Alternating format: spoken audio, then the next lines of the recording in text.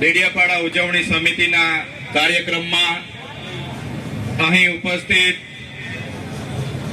તમામ વડીલો, માતા બહેનો, યુવાનો, ભૂલકાઓ, તમામ જે પણ ક્રાંતિકારી અહીં ઉપસ્થિત થયા છે, સૌને મારા સેવા જોહાર છે. ઉલગુલાલ જિંદાબાદ છે.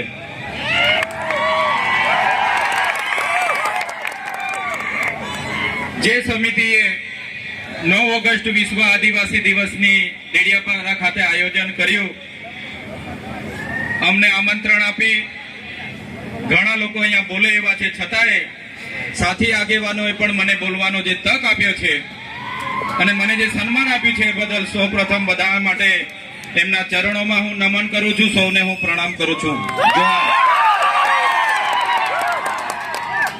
આપણે દર વખતે 9 ઓગસ્ટ ઉજવીએ છીએ, હજારોની સંખ્યામાં ભેગા થઈએ છીએ, નાચીએ છીએ, કૂદીએ છીએ, બૂમ બરાડા કરીએ છીએ, પણ આટલી મોટી વસ્તી હોવા છતાં, આટલી એકતા હોવા છતાં જે અત્યાચારો આપણા પર થયા છે એને પણ આપણે નહીં ભૂલવા જોઈએ. જે આદિવાસીઓને બંધારણમાં અધિકારો મળ્યા છે એ અધિકારો પર જ્યારે તરાપ મરાતી હોય તો એ પણ આપણે આજના દિવસે યાદ કરવું જોઈએ. આજના આ કાર્યક્રમમાં નાચી કૂદીને ઘરે જવાનું નથી, પણ આ કાર્યક્રમના સિદ્ધાંત, અહીંના સંદેશો, ઉપદેશો પણ તમારે ઘરે લઈને જવાના છે. મિત્રો, 2 દિવસ પહેલાની ઘટના છે. કેવડિયા ખાતે 2 યુવાનોને, જયેશભાઈ સાનાભાઈ તડવી, સંજયભાઈ ગજેન્દ્રભાઈ તડવી, ઢોરમાર મારવામાં આવે છે. આખી રાત કપડા ઉતારીને બાંધીને ઢોરમાર મારવામાં આવ્યો અને બીજા દિવસે FIR માં પણ એમના મજૂરોને રજૂ કરવામાં આવ્યા. અને દુઃખ અમને ત્યારે થયું કે પોલીસ અધિકારીઓ એ યુવાનો મરણ થયા છતાંય એવું સ્ટેટમેન્ટ આપ્યું કે આ યુવાનો અહીંયા ચોરી કરવા માટે આવ્યા હતા. શું આદિવાસીઓ ચોર છે? કેવડિયામાં અમારી જમીનો છીનવાયેલી છે, અમારા લોકો વિસ્થાપિત થયા છે અને દુર્ભાગ્ય અમારું એ છે કે ત્યાં અમને ચોર સાબિત કરવામાં આવે છે. અમે ક્યારે સાખી નથી લેવાના. જે લોકોએ અમને ચોર કીધા છે, આવનાર દિવસમાં એનો જવાબ પણ એ લોકોએ આપવો પડશે, એનો ખુલાસો પણ એ લોકોએ કરવો પડશે. 13 તારીખે 5 દિવસનું બેસણું કેવડિયા ખાતે એ લોકોનું રાખ્યું છે એમના પરિવારોએ. ત્યારે એ લોકોની આપવીતી જોઈને, એ યુવાનોને જે રીતે મારવામાં આવ્યા એ જોઈને ખરેખર એટલી બેરહેમીથી આદિવાસી યુવાનો પર અત્યાચારો થયા છે. ત્યારે આ 13 તારીખે આજના મંચ પરથી તમને આહવાન કરું છું, કેવડિયા વાળા એકલા નથી, એમની સાથે ડેડિયાપાડાના લોકો પણ છે. 13 તારીખે આખું કેવડિયા અમે ભરી દઈશું. તૈયાર છો બધા? પોલીસના મિત્રોને પણ કેમ છું, ઘણા પોલીસ અધિકારીઓ આપણા સમાજના છે, એમને પણ હું આજના મંચ પરથી કેમ છું. તે દિવસે કેવડિયા જતા વચ્ચે નાકા આવશે ને તો તમે જાણો ને તમારું કામ જાણે. આદિવાસી સમાજ અંગ્રેજો સામે પણ ઝૂક્યો નથી. આજે ગોરા અંગ્રેજોને કાળા આદિવાસી અમે એટલા માટે ગર્વ અનુભવીએ છીએ. અમે અહીંયા અનાદિકાળથી વસીએ છીએ. અહીંના અમે મૂળ નિવાસી છે, મૂળ માલિકો છે. આજે અમને વનવાસી કહેવામાં આવે છે, વનબંધુ કહેવામાં આવે છે. અમે આદિવાસીઓ છે, હજારો વર્ષોથી વસનારા આદિવાસીઓ છે. અમે જે વખતે આ વિસ્તારોમાં, આ દેશ પર જે વખતે મુગલોનું આક્રમણ થયું, હુણોનું આક્રમણ થયું, ફ્રેન્ચોનું આક્રમણ થયું, પોર્ટુગીઝો આવ્યા, અંગ્રેજો આવ્યા, ત્યારે પણ આદિવાસીઓએ ગુલામી નથી સ્વીકારી. સ્વાયત્ત રાજ હતો, અમારા રજવાડા હતા. રાજપીપળાનો ઇતિહાસ જોઈ લો. નાંદોદ અમારા નંદ ભીલની નગરી હતી. સાગબારા અમારા કુંવર વસાવાનું રજવાડું હતું. હેલાદાબમાં અમારા રાજા પાંઠા વિનોદેવનું રજવાડું હતું. અમારા રજવાડાઓને એન પેન પ્રકારે હેરાન પરેશાન કરીને ખદેડીને આજે અમને આદિવાસીઓને વિભાજિત કરવામાં આવ્યા છે. તમે રામાયણ વાંચી લેજો. રામાયણના પહેલા પાને આદિવાસી વાલ્મીકીનો ઉલ્લેખ હશે, સબરીનો ઉલ્લેખ હશે, હનુમાનનો ઉલ્લેખ હશે, નિર્સાદનો ઉલ્લેખ હશે. આ અમારા આદિવાસી અમારા પૂર્વજો છે. તમે મહાભારત ઉઠાવીને વાંચી લેજો. જે એકલવ્ય છે અમારા આદિવાસીના પૂર્વજો છે. તમે મહારાણા પ્રતાપનો ઇતિહાસ વાંચી લેજો. એમાં પૂંજા ભીલ, દુધા ભીલ અમારી જે સેના હતી એ આદિવાસીઓની હતી. અમે એ સમાજમાંથી આવીએ છીએ એટલે અમને ગર્વ છે. શિવાજીનો ઇતિહાસ વાંચી લેજો. બેવડા ભીલ જે સેના લઈને આવ્યા હતા એ અમારા આદિવાસી હતા. આદિવાસી અંગ્રેજો સામે સૌ પ્રથમ કોઈ લડ્યા હોય 35 વર્ષ સુધી ટાટિયા ભીલ લડ્યા હતા, ખાજિયા નાયક લડ્યા હતા, તિલકા માઝી લડ્યા હતા, બિરસા મુંડા લડ્યા હતા. એ સમાજમાંથી અમે આવીએ છીએ. આઝાદીમાં ગુરુ ગોવિંદસિંહ માનગઢ ખાતે 1500 આદિવાસીઓનો સમૂહ મળ્યો. અંગ્રેજોએ ગોળીબાર કરીને હત્યાકાંડ કર્યો. 1500 આદિવાસી મરી ગયા. આજે ઇતિહાસમાં અમારા આદિવાસીઓને જગ્યા નથી મળી. અમે ક્યારે સાખી નથી લેવાના. જે રીતે આદિવાસીઓ સાથે અન્યાય થયો, આજે દેશમાં આઝાદીનો અમૃત મહોત્સવ મનાવવામાં આવે છે. કરોડો રૂપિયાના તાઇફાઓ કરવામાં આવે છે. આદિવાસી વિસ્તારમાં મોટા ડેમો બનાવી દેવાથી, આદિવાસી વિસ્તારમાં મોટા સ્ટેચ્યુ બનાવી દેવાથી, રોડ હાઈવે બનાવી દેવાથી આદિવાસીનો વિકાસ થવાનો નથી. આદિવાસીઓને ડેમનું પાણી આપો, સારી શાળા આપો, સારી કોલેજ આપો, સારા ડોક્ટર આપો, સારી યુનિવર્સિટી આપો, તો જ આદિવાસીનો વિકાસ થવાનો છે. આજે ગુજરાતમાં 15% આદિવાસીઓ વસે છે. દેશમાં 8% આદિવાસીઓ વસે છે. દરેક ક્ષેત્રોમાં અમારી સાથે અન્યાય થયો છે. જે પણ સરકારો આવી માત્ર ને માત્ર મત બેંક તરીકે આદિવાસીનો ઉપયોગ કર્યો છે. આજે તમે કોર્ટમાં જજો, કોર્ટમાં જે જજો બેસે છે, આજે ગુજરાતમાં અમે 15% છે તો 100 જજમાંથી 15 જજ આપણા હોવા જોઈએ કે નહીં હોવા જોઈએ? આઈએસ આઈપીએસ આપણા 15 હોવા જોઈએ કે નહીં હોવા જોઈએ? મામલતદાર, ટીડીઓ, કલેક્ટર અમારા 15 હોવા જોઈએ. તે આજે નથી. એ હવે આવનાર દિવસોમાં આદિવાસી સમાજે જાગવાનું છે. આટલી મોટી સિટીઓમાં રિયલ એસ્ટેટ બને છે. રિયલ એસ્ટેટના બિલ્ડરો કોણ છે? કેટલા આદિવાસીઓ રિયલ એસ્ટેટના બિલ્ડરો છે? અમારા લોકોને શિક્ષા નથી આપવામાં આવી, નર્મદાનું પાણી નથી આપવામાં આવ્યું, કડાણા ઉકાઈ ડેમનું પાણી નથી આપવામાં આવ્યું. આજે પણ અમારા લોકો મજૂરી માટે શહેરમાં જેવા મજબૂર થયા છે. અમે સાકી નથી લેવાના.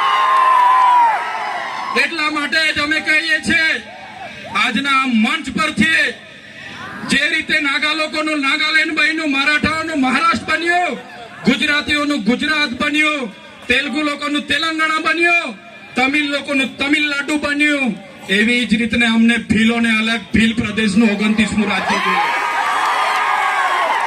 જય ભીલ પ્રદેશ. ભીલ પ્રદેશ અમને 29મું રાજ્ય ભીલોને આબાદી આપો. એની રાજધાની અમે કેવડિયા બનાવીને રહીશું. અમારી પાસે પાણી છે, વીજળી છે, કાકરાપાર, નર્મદા. અમારી પાસે લિગ્નાઇટોની ખાણો છે રાજપાટીમાં, આમા ડુંગરમાં યુરેનિયમની ખાણો છે, છોટાઉદેપુરમાં રેતી નીકળે છે, જળ છે, જંગલ છે, જમીનો છે. અલગ રાજ્ય અમને આપી દો, અમે અમારા આદિવાસીઓનો વિકાસ કરી લઈશું. જે અમારો ભીલ પ્રદેશ હતો, દેશ આઝાદ થયા પછી આદિવાસીઓને વિભાજિત કરી દેવામાં આવ્યા છે. 13 જિલ્લાઓને મધ્યપ્રદેશ, 12 જિલ્લાઓને રાજસ્થાનમાં, 14 જિલ્લાઓને ગુજરાતમાં અંબાજીથી ઉમરગામ સુધી, 10 જિલ્લાઓ નંદુરબાર, નાસિક, પાલઘર સુધીના મહારાષ્ટ્રમાં લઈ જવામાં આવ્યા છે. આજે પણ અમારો મહારાષ્ટ્ર, મધ્યપ્રદેશ અને રાજસ્થાન સાથે અમારી સંસ્કૃતિ સાથે છે, પરંપરા હરકી છે, રીત ભાષા હરકી છે. આજે પણ અમારો રોટી બેટીનો વ્યવહાર છે. આજે પણ અમે એમની સાથે સાથે રહીએ છીએ. આજે અમને ભીલ પ્રદેશની માંગ કરીએ છીએ. આજે તમે જોઈ લો, આ ભીલ પ્રદેશનું વિભાજન કરવામાં આવ્યું. આજે મધ્યપ્રદેશની કુલ વસ્તીના 21% મધ્યપ્રદેશમાં આદિવાસી વિસ્તારમાં છે, રાજસ્થાનમાં 13% છે, ગુજરાતમાં અંબાજીથી ઉમરગામ સુધી 15% આદિવાસીઓ છે, મહારાષ્ટ્રમાં 9.48% આદિવાસીઓ, ટોટલ 3.5 કરોડની વસ્તી થાય છે. અમને અલગ બિલ પ્રદેશ આપો, અમે અલગ અમારા લોકોનો વિકાસ કરીશું. બંધારણમાં જોગવાઈ છે, આર્ટિકલ 3 તમે વાંચી લેજો. જે રીતના મહારાષ્ટ્રમાંથી ગુજરાત રાજ્ય બન્યું, આજે દેશ અને ગુજરાતનો વિકાસ થયો, પણ આદિવાસીઓનો વિકાસ નથી થયો. એટલા માટે અમે કહીએ છીએ કે અમેરિકામાં આપણા જેટલી વસ્તી નથી, છતાં પણ 50 રાજ્યો છે, જ્યારે ભારતમાં 28 જ રાજ્ય છે. તો 29મું રાજ્ય બનવું જોઈએ કે નહીં બનવું જોઈએ? બનવું જોઈએ. એની રાજધાની કેવડિયા હશે. આખું મંત્રીમંડળ અને મુખ્યમંત્રી, અહીંનું આખું અધિકારી ગણ, અહીંનું પોલીસ તંત્ર તમામમાં આદિવાસી હશે, તો જ અમારા આદિવાસીઓનો વિકાસ થશે. એટલા માટે જેટલા પણ અન્યાય અત્યાચાર થયા છે, ડેડિયાપાડા વાળાને એવું લાગશે, ઝઘડિયા વાળા સાગબારા વાળાને લાગશે, કેવડિયા વાળાને મારી નાખે, આપણે શું? પણ નહીં. આજે કેવડિયા વાળાનો વારો છે, કાલે માલસામોટ વાળા પણ તૈયાર રહેજો માર ખાવા માટે. એના પછી બે મોગરા વાળા તૈયાર રહેજો, બધાનો વારા પરથી વારો આવવાનો છે. એકલ દોકલ બધાનું કામ લેશે આ લોકો. એટલા માટે કેમ છું, કેવડિયા એકલું નથી, આપણે બધાએ 13 તારીખે કેવડિયા જઈને આપણી એકતા બતાવવાની છે. એમાં કોઈએ પાછી પાની કરવાની નથી. વિકાસની વાતો થાય છે અને આદિવાસીઓ સાથે અન્યાય થયા છે, ત્યારે અમે ક્યારે સાખી નથી લેવાના. આજે તમને એટલા માટે અમારે કહેવું પડે છે કે આપણા સમાજના લોકો પાર્ટી પક્ષમાં છૂટાછવાયા થઈ ગયેલા છે, અલગ અલગ સંગઠનોમાં, અલગ અલગ ધર્મ સંપ્રદાયોમાં, પણ કોઈ બી પાર્ટીમાં હોય, સમાજની વાત આવે ત્યારે આપણા બધા લોકોએ ભેગા થવું જોઈએ. આજે ભેગા નથી થતા, એ બડી દુઃખની વાત છે.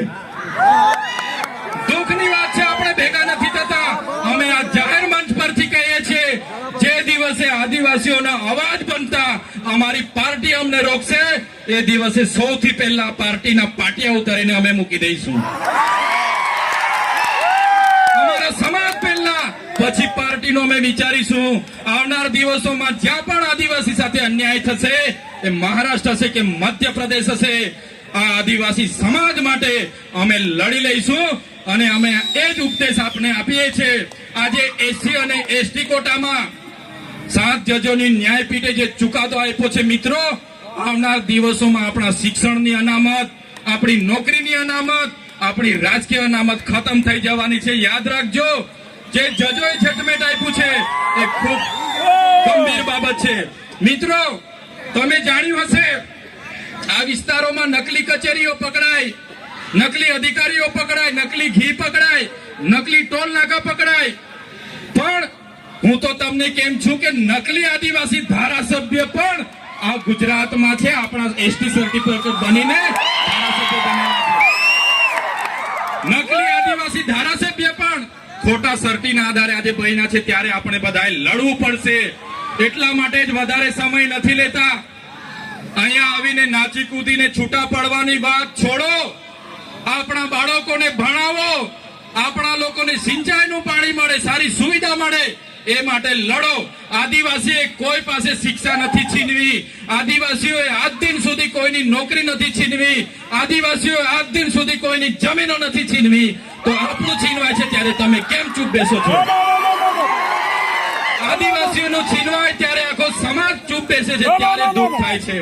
એટલા માટે કોઈ પણ પક્ષ પાર્ટીમાં જે પણ નેતાઓ હોય, વડીલો હોય, યુવાનો હોય, બધા જ લોકોને આજે હું આહવાન કરું છું, પક્ષ પાર્ટી ચૂંટણી આવશે ત્યારે આપણે દેખાઈ જશે, પણ જ્યારે સમાજની વાત આવશે, જ્યારે કેવડિયાની વાત આવશે, બધાએ નીકળી પડવું પડશે, તો જ આ લોકોને આપણી એકતા બતાવી શકીશું. એટલે સમય ઘણો થયો છે, વધારે વિશેષ નથી કહેતા, પણ અમે વિધાનસભામાં તમે બધાએ મોકલેલા છે. વિધાનસભામાં જઈને અમે બધું જોયું, જાણ્યું, અને આપણા સમાજ સાથે જ્યારે પણ કંઈ થાય છે, મા બહેનો રાતે ફોન કરે, સવારે ફોન કરે અને કહે છે કે અમારી સાથે આપવીતી થઈ છે, ત્યારે મને દુઃખ થાય છે કે આટલી બધી યુવા શક્તિ છે, આદિવાસી યુવાનો રાતે 11 વાગ્યાથી નાચશે, 5 વાગ્યા સુધી આદિવાસી યુવાન થાકશે નહીં. આદિવાસી યુવાન અહીંથી પગપાળા લઈને નીકળશે, 15 દિવસ પાવાગઢ ને ભાગવલ જશે. આદિવાસી યુવાન થાકવાનો નથી. પણ આદિવાસી યુવાનને હું વિનંતી કરું છું, તમારી જે શક્તિ છે, તમારો પાવર છે, એ નાચવા કૂદવામાં, પગપાળા જવામાં કે લડાઈ ઝઘડા અંદર કરવામાં નહીં વેફડશો. તમારી શક્તિનો ઉપયોગ આવનારા દિવસોમાં સમાજને ન્યાય આપવા માટે કરો. હું તમને વચન આપું છું, અમે આગેવાની લેવા માટે તૈયાર છે. અમને તમારો સાથ જોઈએ છે, તમારો સહકાર જોઈએ છે, સાથ જોઈએ છે. જે રીતના આપણા પૂર્વજોએ અંગ્રેજો સામે નમતું નથી ઝૂક્યું, એ આદિવાસી સમાજમાંથી અમે આવીએ છીએ. ટાટિયા મામા, બિરસા મુંડા, રાજા પાંઠાનું ખૂન અમારા શરીરમાં છે. અમે ક્યારે કોઈના બાપથી ડરવાના નથી. એટલા માટે આજે અમે કહીએ છીએ કે આદિવાસીનો ઇતિહાસ એ સિંધુ ઘાટીની સંસ્કૃતિ 10,000 વર્ષો પહેલા, 7-8 હજાર વર્ષો પહેલા જે સંસ્કૃતિ હતી, એ આદિવાસી સંસ્કૃતિની સભ્યતા છે. વિશ્વની સૌથી જૂની સંસ્કૃતિ આદિવાસીઓની છે. આજે અમેરિકા, આફ્રિકા, બ્રાઝિલ, ઇન્ડોનેશિયા તમામ દેશોમાં આજે આદિવાસીઓ ધામધૂમથી 9 ઓગસ્ટ વિશ્વ આદિવાસી દિવસ ઉજવે છે. ત્યારે એક આદિવાસી સમાજના લીડર તરીકે, તમારા પ્રતિનિધિ તરીકે આજના કાર્યક્રમમાં તમને મેં સેવા જોહાર કરું છું. આવનાર દિવસોમાં ઉલ ગુલાલ જિંદાબાદ કરવું પડશે તો તમારે બધાએ સાથ સહકાર આપવું પડશે. મિત્રો, આજના કાર્યક્રમના મંચ પરથી કહેવા માંગુ છું, ઘણા વર્ષોથી લડેંગે જીતેંગે, મુર્દાબાદ જિંદાબાદ. હવે મુર્દાબાદ જિંદાબાદ કરવાનું થતું નથી. હવે કોઈ બાબતમાં આવેદન પત્ર આપવાના થતા નથી. લડેંગે જીતેંગે જિંદાબાદ મુર્દાબાદ કરવાનું થતું નથી. જ્યારે પણ આદિવાસીઓ સાથે અન્યાય થશે, અત્યાચાર થશે, આદિવાસીના હક અધિકાર માટે ખોચવી લેવા માટે હવે આપણે બધા તૈયાર થઈ જવું પડશે. ત્યારે આજના કાર્યક્રમમાં મને આમંત્રણ આપ્યું, મારું સન્માન કર્યું, મને બોલવા માટે ઘણા હજારો યુવાનો બોલી શકે એવા છે, છતાં મને તક આપી એ બદલ મેં તમારો ખૂબ ખૂબ આભાર માનું છું. અહીંયા ઉપસ્થિત આદિવાસી સમાજના તમામ સરપંચો, તમામ તાલુકા સભ્ય, જિલ્લા સભ્ય, પક્ષ પાર્ટીના જેટલા પણ આગેવાનો અહીંયા પધારેલા હોય, એ ભાજપના હોય, કોંગ્રેસના હોય, આપના હોય કે બાપના હોય કે બીડીપી ના હોય, બધાને મારા જોહાર. જય આદિવાસી.